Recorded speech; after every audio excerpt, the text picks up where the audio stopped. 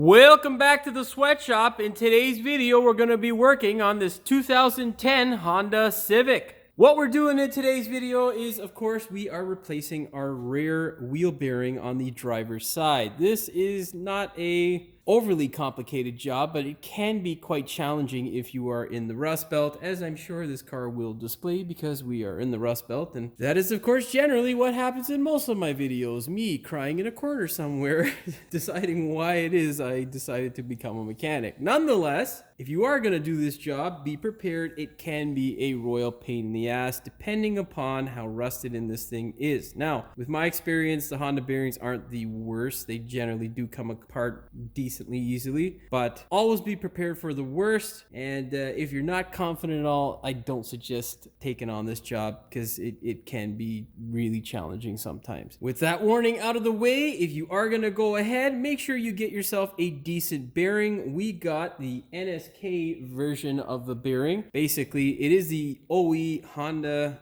bearing, but it is from an aftermarket supplier, so really this one is no different from what you would get from the dealership. The only real difference is what matters, the price. It is considerably cheaper than what you would pay at Honda, and it is exactly the same quality. Now, that being said, there are many good bearing manufacturers out there, so make sure you take the time to research whatever bearing it is and get a good price. But don't get a cheap Chinesian bearing. Generally, that's not gonna leave you happy 6 months to 2 years down the road. You'll end up replacing it again. Of course, if you've watched my videos in the past, you'll know that I'll be going through step by step what it is I do and explaining it in detail. So if you don't want to hear me ramble on, I do have other videos where it's just music, none of them showing you the Civic, unfortunately, at this point, but that may change in the future when we do the right side, possibly. Nonetheless, I will be giving you the torque specs as well, and yeah, I'm gonna try and keep this one as short as possible because I'm short on time as well as energy.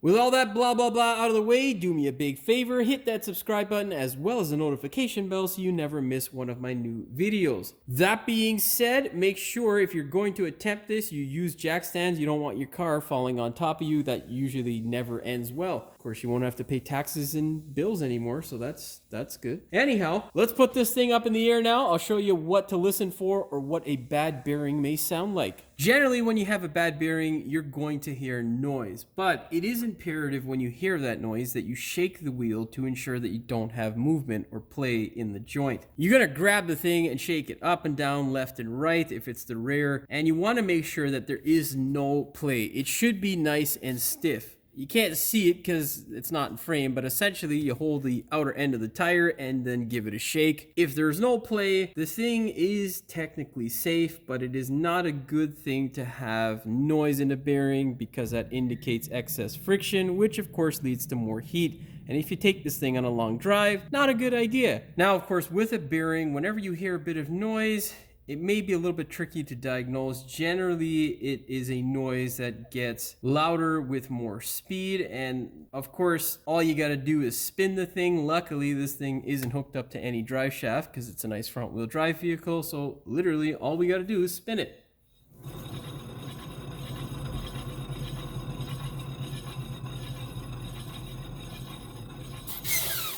Now, you're hearing two noises. You're hearing the rotor come into contact with our pad, as well as that low tone sort of grumble. That is what your bearing is making. And that is what we're going to replace today so we can remedy that annoying noise. The other reason you don't want to have your bearings continuously make noise is because the excess noise is essentially friction, and friction creates heat. So if you're doing long distance driving, the more heat, the worse it is for everything in the proximity of that bearing as well as the bearing. It's just not good, and they can come apart. Highly unlikely, but yeah, if you play stupid games, you win stupid prizes. So don't be one of those people and just maintain the car. That being said, 19 mil.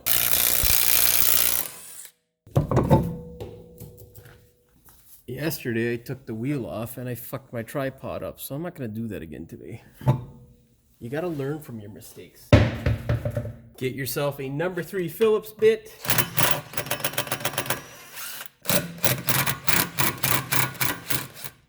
Now, if those guys feel like they're going to, you know, terrorize your life by breaking in the hub, what you want to do is get yourself a manual impact driver, which is basically a tool that you hold and then bop with a hammer to jolt those bolts into compliance, which works most of the time. So yeah, don't hammer it with a gun expecting it to come apart. That doesn't usually work. Anyhow, to the brake caliper. What we need to do now is get rid of our 12 millimeters here. Oh, I love rust. And here. Oh, fuck off. Yeah, if you're in the rust belt, make sure you get the goddamn socket on the bolt all the way, otherwise that's another nightmare. Yeah, to prevent this sort of crap, anti-seize is your friend. Now, let's see if we can get this guy loose. It'll cooperate, but it's not gonna be making my life very easy. Get a flat screwdriver to persuade it. Luckily, our pad is not seized in there. A lot of times the pad carrier gets stuck, which pain in the ass. I hate these friggin' ones, man. They're such a pain in the ass. Oh, yeah, don't chew up your pad, Jimmy. Come on, guy.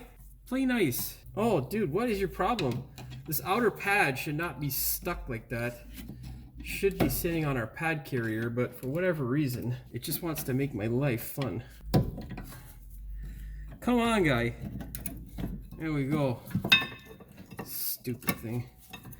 Yeah, I hate these caliper designs, to be honest. They're such an annoying pain in the ass. Nonetheless, we have our wonderful pads out. If you chew up the top just a little bit like that, not the end of the world. Unfortunately, Honda, yeah, I don't like this design very much. Okay, so in order to give yourself a little bit more room before you can get those goddamn bolts out, well, you can go ahead and release this 12 mil. The only reason I'm doing this is so that I can actually show you what the hell I'm doing, because I can't goddamn get it apart without. Can't actually show you anything, which doesn't really work for my video. All right, so we can see here we got our bearing bolts there, the nice shiny ones, and we got these two guys here, which are the caliper bracket. These washers here usually fall off, so make sure you're mindful of them. Don't lose them. 14 mil. Having no room. So much fun. So there we go. Get this guy on here. Oh yeah, master crap. This is so good.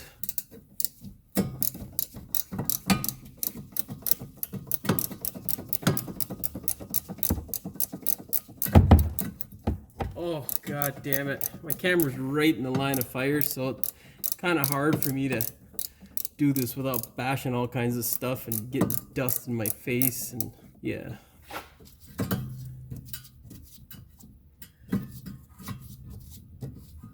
What the mother, come on.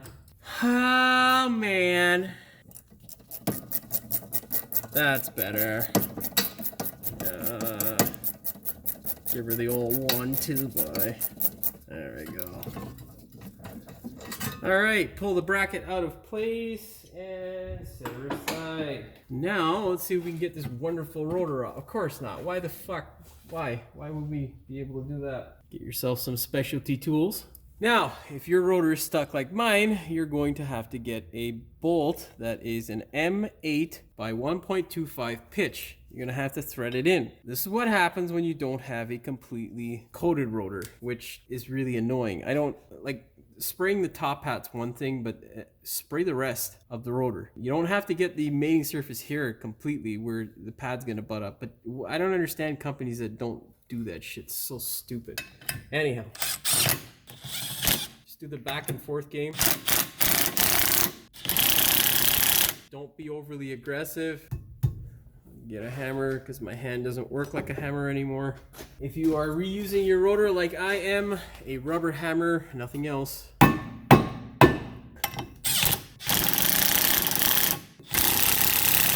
Some more rubber persuasion.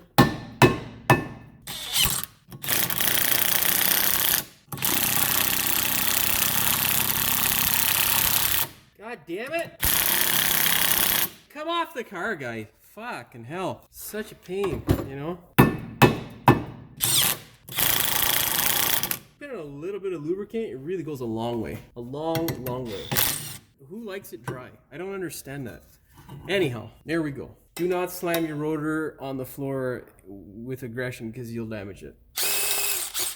Pull out your specialty tools for the next side when that holy day comes. Now, in case you're doubtful of your diagnosis, you can go ahead now and reconfirm.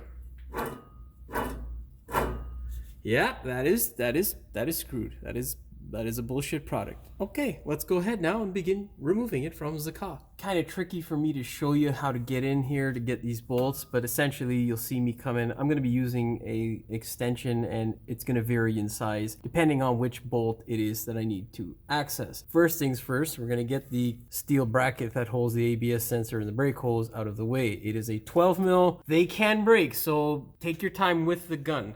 Oh yeah, baby. Oh yeah, that's good. Love it when there's no rust. Should have been a California tech. Or a down south tech at least. Now, you're gonna go in there with the 14 mil and do some ugga-dugging. Oh yeah. Now, it's always a good sign when there's no rust. That means two things. This thing hasn't been tampered with in the past, and that you're probably gonna have an easy time getting this bearing out. Of course, you don't wanna find out the hard way that that's not the case, because, well, if you think grown men can't cry, let me tell you, that is not true, my friend. Put that stupid sway bar there. All right, there we go. Let's try it. 14 mil 3/8 shallow socket on a 10-inch extension. I use a 10-inch extension for all the other bolts with my 1/2 inch.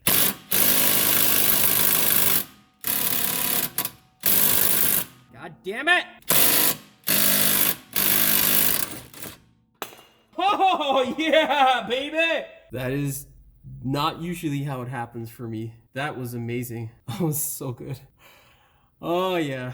Wonderful. So most likely this is the OE bearing, which is just fucking amazing. I'll explain and show you on the bench what the dealio is, man. Okay, so few things to note here. If you have an original bearing, which generally, given the age of this car as well as the mileage, it's not common. The mileage is actually pretty low. It's like 167 or 68 or something like that. So, but given that this thing's had shitty work done on it with the brakes and whatnot, which it's not the worst, but it's not the best. If the bearing is replaced, you generally don't have guys who will reuse this. They don't. This is, you know, an afterthought for most supposed professionals. And what happens is, because our aluminum spindle is aluminum and our bearing is metal, you have what is called ionic transfer, which takes place. And essentially, that is what welds itself to the hub, and it can be a real pain in the ass. In this case, we're very lucky. I think this is the original bearing and it came out relatively easy, like really nothing. I didn't have to hammer shit, which is great. But we are going to make sure that this new bearing goes to its new home nicely and we don't ever have the same potential issue that you get when you have a lazy technician. This is now trash. And this guy here needs a little bit of love in this area here. What we're gonna do is take a little bit of grease and we're going to apply it to this section here. On this side of the O-ring, that side there. Do not apply it to that side because you do not want any grease getting into this area. This is a nice dry surface and it shall stay that way. We will also need to wipe out the bore and you're good to go. You can put a little bit of grease on the face here and that'll also help with this guy not binding up. Fucking happy, man. Very few times when that actually happens in a mechanic's career. Most times you expect the worst, and when you get the best, you're goddamn happy, and you better be thankful because Lord only knows how much troubles you can have. You're just gonna give it a nice layer around here. Like I say, only on the one side. You don't want it all over. You can get a little bit on our wonderful O-ring here. And mainly what this does is it prevents it from binding up there forever and forever. It's just, it's not a marriage that's forever. It's till the next time you have to service this goddamn thing. That's all you need. You don't want gobs of it everywhere and all that stuff. Not what you want. Do not get anything in this area here. Not a good idea. Now, with the excess, rag it. Don't put it anywhere on the hub or on your spindle. Not a good idea. Make sure you anti-seize these bolts before you reuse them. Always a good thing. It helps, does two things. When you anti-seize, it gives a nice layer of lubricity so that when you turn this guy, it doesn't bind up and not torque properly. That being said, all we got to do now is flip it over and apply anti-seize to our hub, because it's much easier to do here than it is on the goddamn car. Either or is fine. If you are concerned about getting your hands all dirty, you can just apply it to the hub on the car. That also works. What you want is a nice layer of it, just coating any of the machine surface so that it doesn't rot up. That's the key to success. It's like art class, you know? You think you're drawing something nice until you see your friend's work, and then you're just like, what the fuck did I see? Yeah. The only thing I could really draw in art class was cars. I don't know why that is, but if I tried to draw like a face or something that was other than like a building or a car, where it wasn't very structured, I guess, it was fucking horrible. My people look like just terrible, ugly looking things when I draw. So yeah, and then do yourself a favor, just get it around the outside here so that you don't have that wonderful rust forming and your hub doesn't stay one with your piece of shit rotor. We're also going to clean up the rotor. I'm not going to show you that on camera. It just doesn't make sense to. I'm gonna grind through this. That way my video is nice and short to edit. I mean, it would be shorter if I'd shut up and stop rambling, but that, whatever. It's my video and I can ramble as much as I like. Okay, there is a difference. The one side here is a bit longer. That goes toward the back, so don't screw that up. Make sure you take your time when putting it in and inspect the bore of the spindle to make sure it's nice and clean. Now, unfortunately, there is quite a bit of considerable amount of corrosion here, which usually I would scrape off, but it's too thick, so I'm gonna go ahead and grind it all off. And that means ear, eye, and nose protection. Very important, because you don't want to inhale this shit. It's horrible for your health. And remember, we're not trying to take off any material. We're just trying to get rid of that corrosion.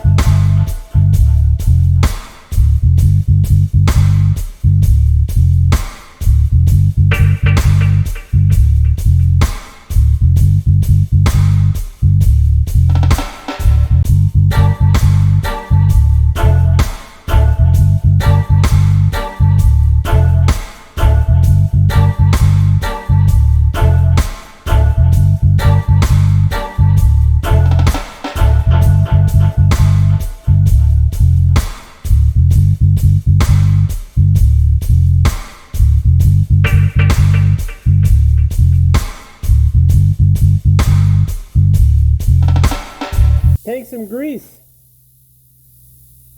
Just rub it in, man.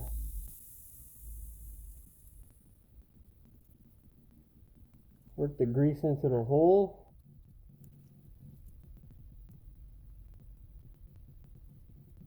All right, good to go. All right, with everything nice and clean, you can go ahead now and put your brake shield back on. I didn't record it because I was busy on the phone with a customer. Of course, what you want to do is just make sure you coat the thing, take off any debris or dirt on the mating surface portion, and put some anti-seize on the bolt. Of course, we do have grease in the hole, so it's not the end of the world sort of thing if you don't put the anti-seize on. Try to get it as centered as possible. Of course, go ahead, grab your torque wrench, set it to 7.2 foot-pounds or 10 newton meters. I'm just going to torque it at 8 because my torque wrench doesn't do 0.2 foot-pounds.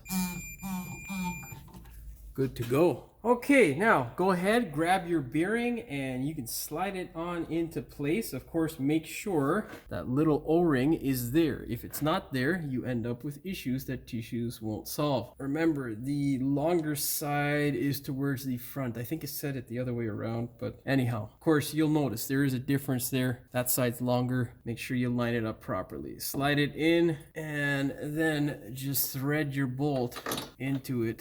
Always thread these bolts up by hand. You should never really use power tools to thread up a bolt, ever. It's a bad idea. Of course, do all the other bolts luckily for me, I got lucky today, because usually these things are horribly rusted in there after they've been molested by some gorilla who doesn't take these kinds of precautions. It's really irritating because it should never be like that, but unfortunately this happens quite a bit in our industry, and it's just one of those things, man. It'll drive you absolutely nuts. So as a mechanic, if you're ever working on a car, you always got to expect the worst and hope for the best, because you just never know, honestly. Grab a shallow flex socket and a 10-inch extension and your torque wrench. Set it to 47 foot-pounds or 64 newton meters. Whenever torquing bearings like this, I like to do it in a crisscross sort of action to disperse torque as evenly as possible. Stupid sway bar. And now we'll just do the same process again in a circular motion to double check. All right. Now we'll go ahead and do our 12 mil. I could not find a torque spec for this thing, but it's aluminum and it's a 12 mil. It has quite a bit of thread, so 17 foot-pounds or 23 newton meters is what I'm going to torque this guy to. Of course, feel free to look up the correct spec, but I'm not going to look around forever. Get on there. There I go. Give me back my socket. Give me this socket. Well, this is really irritating. I just realized my goddamn bearing does not have any holes for my friggin' rotor to be attached to. Now, this is not the end of the world, but it is rather annoying. I'm going to be talking to my freaking parts supplier because this is some bullshit. But anyhow, put your rotor on, and if yours doesn't come with a... oh my god, there we go. If yours does not come with a set of holes for your rotor to be attached, don't stress, not the end of the world. It is rather annoying though. Grab your caliper bracket. Make sure you add some anti-seize to those bolts.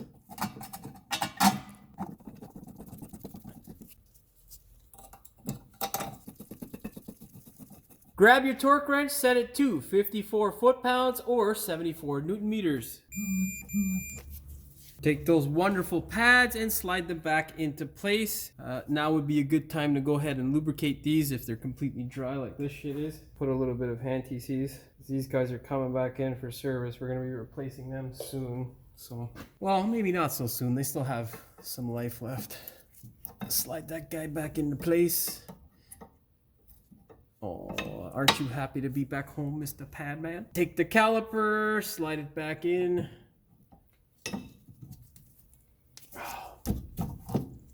Don't be an asshole.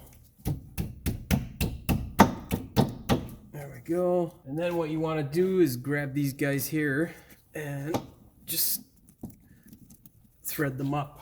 Grease or anti-seize, don't forget, not fun. You don't want to leave them without. Sometimes when it's a pain in the ass to catch these bolts, you'll have to maneuver the rotor around if you don't have screws like my wonderful bearing did not come with, which is highly irritating because it's supposed to be an OE manufacturer thing, but whatever. No, that's not my parts guy's fault because he's fucking awesome. I'll be calling you later, Sean. Oh, dude, these fucking things are tight. Of course, grab your torque wrench, set it to 17 foot-pounds or 23 newton meters. It's not advised that you use a flex socket to torque. If you are going to, like I am, use a ball type flex. Does it really make much of a difference on this angle? No, not really. Give me back my fucking socket, man. You know, sometimes Snap-on does such a good job of holding, it'll drive you fucking insane. All right. Last thing to do, brake hose. Make sure your hose is in place. Anti-seize the hell out of the bolt because that's responsible. And thread it on into place. You're going to use the same torque spec because I couldn't find one. Set your torque wrench to 17 foot-pounds or 23 newton meters. Now, if you're installing those bolts because your goddamn hub came with holes for it, like it should have for me, the torque spec is 7.2 foot-pounds or 9.8 newton meters. So basically 8 foot-pounds or 11 newton meters or 10 newton meters, whatever is fine. Grab your craptacular wheel and there we go. Thread these guys up. And of course, gun it on. Go ahead, grab your torque wrench, set it to 80 foot-pounds or 108 newton meters. You are good to go. Well, that's all she wrote for this one. All you got to do now is take this thing for a test drive, make sure there are no more funny noises coming from your back end, and you are good to go. Before you take it for that test drive, make sure you pump the brakes because we did touch them, and for whatever reason, you want to make sure that they still work and that you don't have any issues that tissues won't solve. Hopefully you found the video entertaining as well as informative. If you did, please like, share, and subscribe. Don't forget to hit the notification bell so you never miss one of my new videos. And as always, thanks for watching. We will see you in the next one.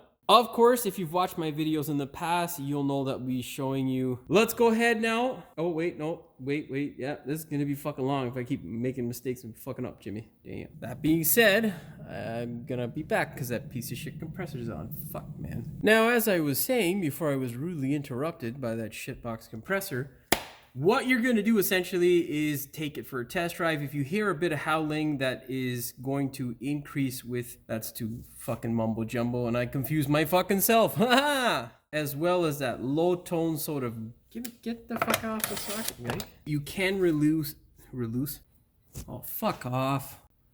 I'm not trying to record, fuck off. You know what? I should have just said remove the 12 mil instead of rambling on about why I'm doing it. It's just stupid. Anyhow, and then these guys here are bolts that hold in our fucking, what do you call that shit? Not our bearing, man. Whatever. Anyhow, fuck it. Oh yeah, baby. I fucking love. Now, in case you are doubtful of your diagnosis, you can go ahead and reconfirm quite easily now because there's nothing on your rotor. Did I say fucking rotor? Idiot. Oh, hey, stop that. Stop it. You fuck around, bro. No, it's steel, I think. Oh, I can't fucking tell. Anyhow, you know, it's just steel. You know what? Here's an easy fucking way to tell. It's steel. Socket. There we go. Oh, god damn it. I can't see anything because the camera is in my line of sight. My fat head. I can't get in there. There we go. You fucking bastardo, you fucking. You come here, Jew. I need you now. I need you now. There you are. You're hiding, bastardo. Oh, come on. All my fucking 14 mils are out. Motherfucker, man. There's that fucking piece of shit compressor. For fuck's sake.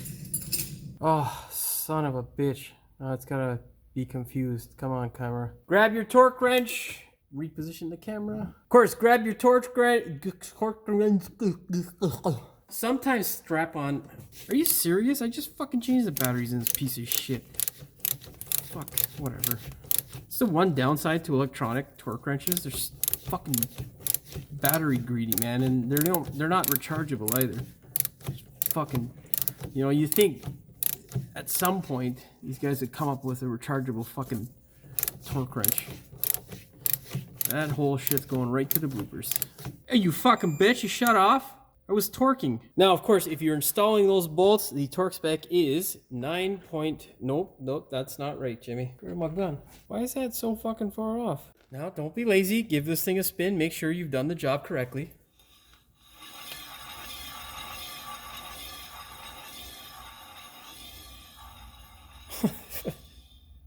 Fucking camera's having a seizure, dude. Holy shit. Calm down. Let's fucking retake this shit. Now, of course, go ahead and test the thing.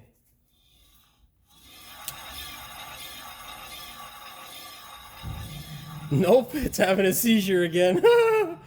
Poor camera. I think its brains are gonna blow up. Why is this thing constantly fucking jumbling around, dude? Dude, this fucking camera's gonna drive me nuts, man. That being said, make sure you pump the... Oh, for fuck's sakes, man. This compressor, man. Dude, I've done 2 videos today, and this piece of shit just keeps coming on right as I'm ready.